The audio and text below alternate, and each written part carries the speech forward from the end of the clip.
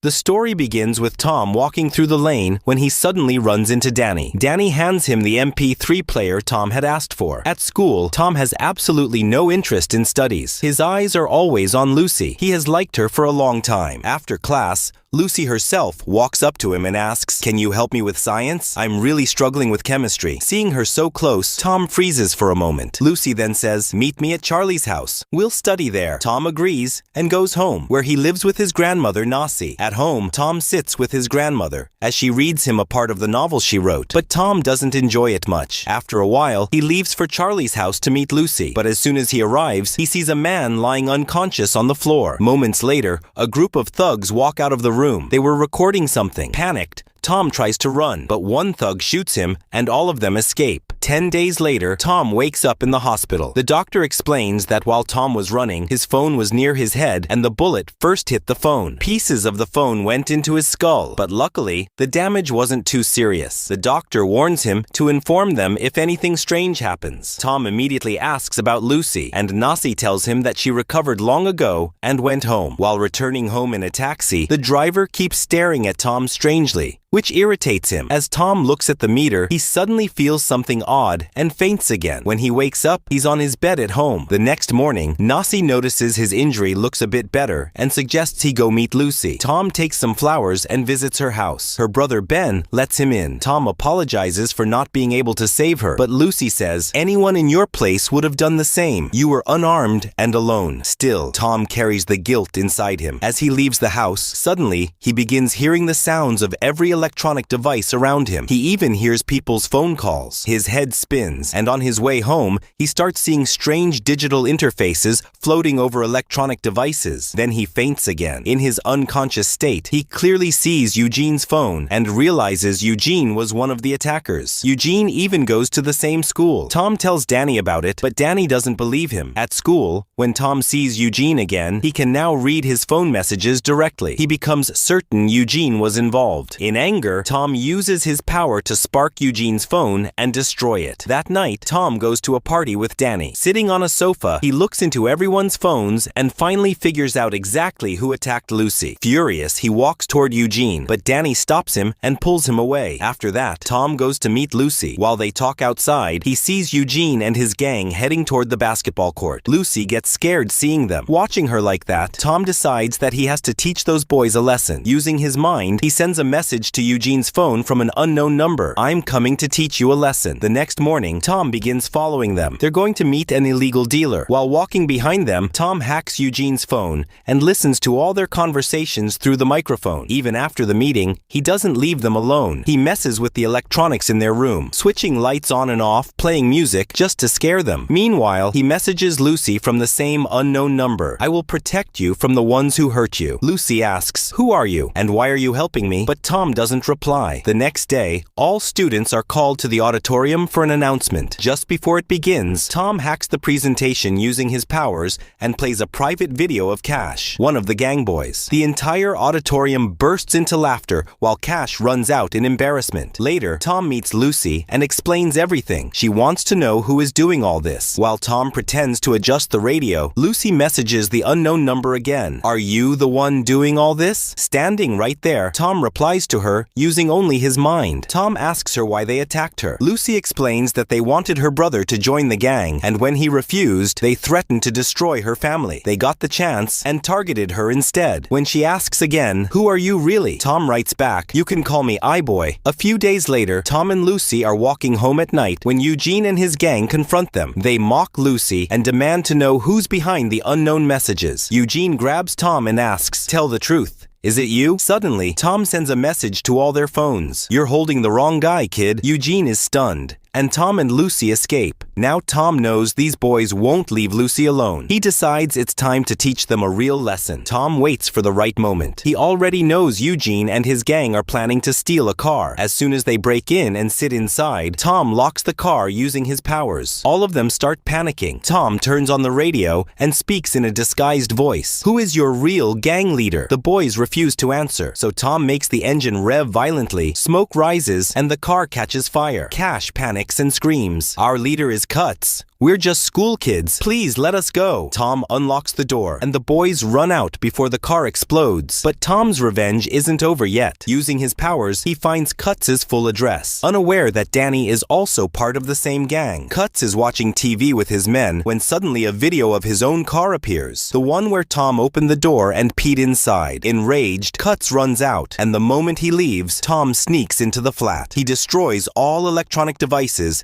and steals the hidden drugs Cuts kept. When Cuts returns, he finds the entire place destroyed and his stash missing. He goes mad with rage. Meanwhile, Lucy tells Tom she'll return to classes this week because she feels better. They talk about iBoy, who has now become famous for attacking gang members. Tom asks what she thinks about him. Lucy says, iBoy is just one person. One person can't change an entire neighborhood. Small attacks won't fix anything. Hearing this, Tom decides he will eliminate crime completely. He knows exactly who the criminals are. At night, he sneaks into their homes, hides drug packets there, and gives exact tip-offs to the police. Many dealers get arrested. He also empties the gang members' bank accounts using his powers. To spread fear, he uploads everything online under the name iBoy. Even Eugene and his gang are arrested. For the first time, people in the area start feeling safe. Tom's powers keep growing, and even his behavior begins to change. Now he can cut electricity in several parts of the city just by looking at them. He has become far more powerful than any normal human. A few days later, Cuts is talking to his boss, Elman. Elman scolds him, "You can't sell anything, and you're only causing me losses. If you don't bring in profit soon, you're finished." Tom listens to the entire call and finally learns who the real boss of the gang is. Cuts desperately wanted to know who iBoy really was and who was tipping off the police. So he ordered his gang to break into every apartment nearby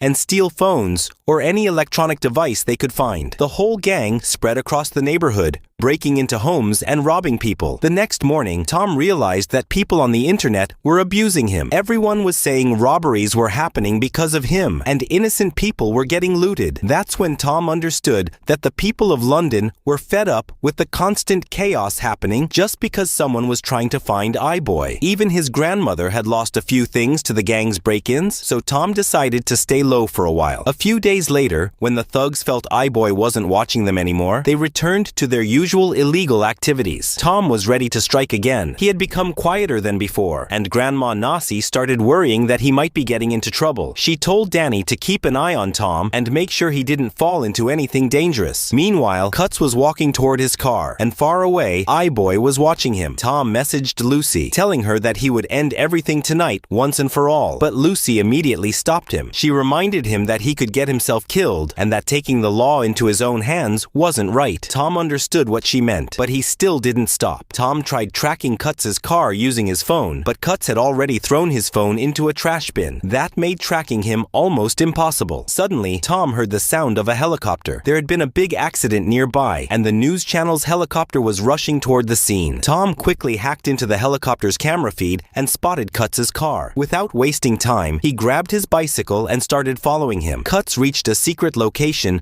filled with huge shipping containers. Inside, he met his top men to decide how to eliminate iBoy. Tom hid in the dark, watching everything. He spotted a guard nearby. Using his power, he watched several videos online on how to silently take someone down from behind. Then, he did the same move in real life and knocked the guard out without making a sound. Tom found a huge box filled with drugs. He set the entire stash on fire to cause massive damage to the dealers. But before he could escape, Cuts and his gang stormed in and attacked him from all sides. They beat him brutally, and for a moment, Tom thought this might be the end. To save himself, he used the electronic devices around him to create an extremely low-frequency sound, so sharp that it pierced the ears of every thug and made them collapse in pain. Cuts tried to shoot him, but the bullet missed, and Tom barely managed to escape. On his way back home, he rammed into a pole and fainted. The next morning, when Tom opened his eyes, he found himself in an unfamiliar place. He couldn't even remember how he got there. Meanwhile, Lucy kept calling him because he had promised to take take her to school, and Lucy was still afraid to go alone. But Tom didn't answer, so she had no choice but to go alone. After the exam, Lucy ran into Tom and got angry. Tom tried explaining that something went wrong last night, and he couldn't make it home, but Lucy refused to listen. Just then, both of them noticed people staring at a nearby building. When they turned around, they saw Cash's dead body hanging there. Tom was shaken to the core. Later, standing on a rooftop, Tom talked to Danny. Tom asked who could have killed Cash. Danny replied that Cash died because of iBoy. He said everything started the day Lucy was attacked. Danny admitted Cash was part of the gang, but reminded Tom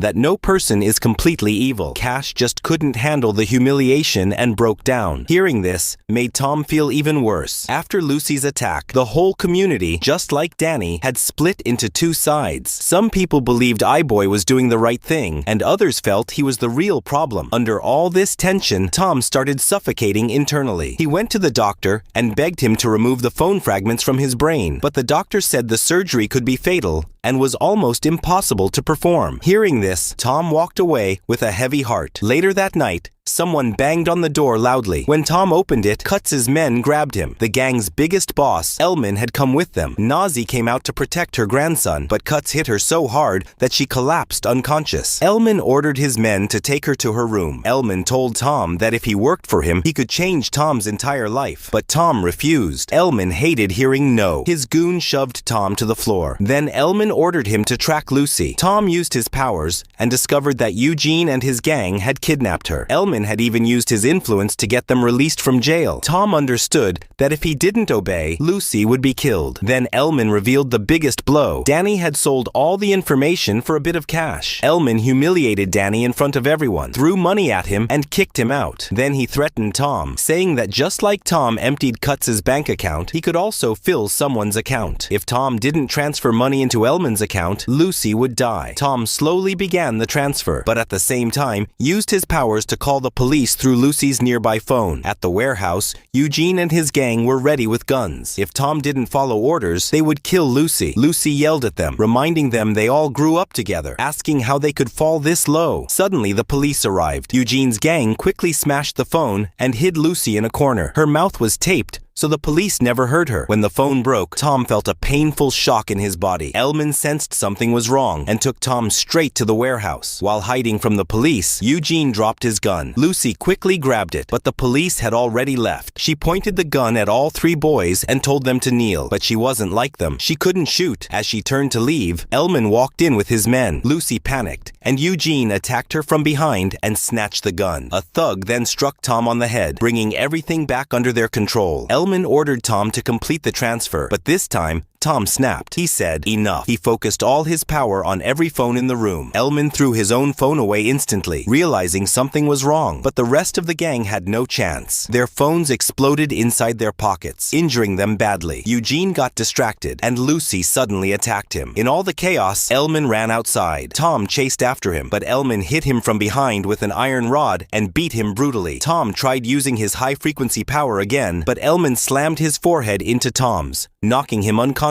Elman raised the rod to finish him off, but before he could strike, Lucy fired a warning shot into the air. She screamed at Elman to stay away from Tom or she would shoot, but her gun jammed and she froze in fear. Suddenly, a bullet fired and hit Elman's hand. Furious, he snatched Lucy's gun, punched her, and she collapsed unconscious. At that moment, Tom woke up. Seeing Lucy hurt made something explode inside him. As Elman charged at him with the rod, Tom unleashed a massive sonic scream, so powerful that Elman died instantly. But using such force drained Tom completely, and he collapsed too. When he woke up, he was in the hospital, with his grandmother sitting beside him. She was relieved he was alive. After returning home, they ate together. Outside, Tom met Danny. Danny apologized and said he didn't want dirty money anymore. Tom told him he caught everyone who hurt Lucy, but he hadn't thought about who recorded the video in the first place. He told Danny there was still time to change himself. In the end, Tom met Lucy on the rooftop. Tom had set up a small romantic dinner for her. The two of them felt truly happy. They had taken down the biggest criminal boss in London.